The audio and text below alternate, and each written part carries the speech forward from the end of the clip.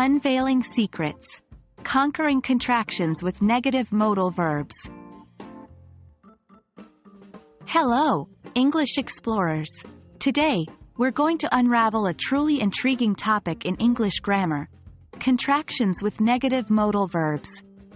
As we journey further into our exploration of modal verbs, it's essential to understand how to form and use their negative contractions correctly. Let's dive in.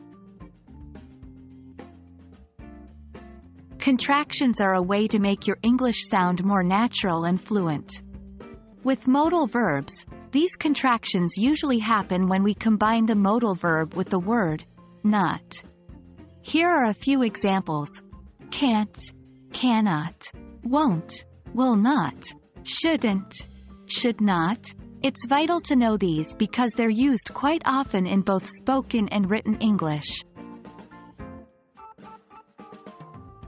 Contractions are used in informal speech and writing, as they give a more relaxed, conversational feel. Here are a few examples of using these contractions in sentences. You can't go to the party without an invitation. You cannot go to the party without an invitation. They won't be able to complete the project in time. They will not be able to complete the project in time. We shouldn't ignore the importance of healthy eating. We should not ignore the importance of healthy eating. Remember, these contractions always stand for two words, and they must be used as such. Remember, a contraction is always followed by an apostrophe.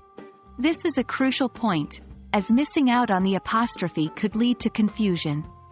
Also, remember that the apostrophe goes where the letters have been removed.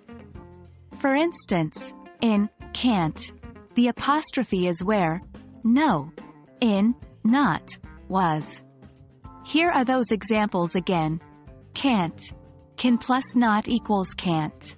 Won't, will plus not equals won't. Shouldn't, should plus not equals shouldn't. This is your handy guide to where the apostrophe should go. That's it, folks.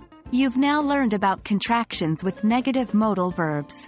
We've seen what they are, how to use them, and even some common pitfalls to avoid. Remember, practice makes perfect. So don't shy away from using these contractions in your daily English conversations and writings. Thank you for joining us on this exciting journey.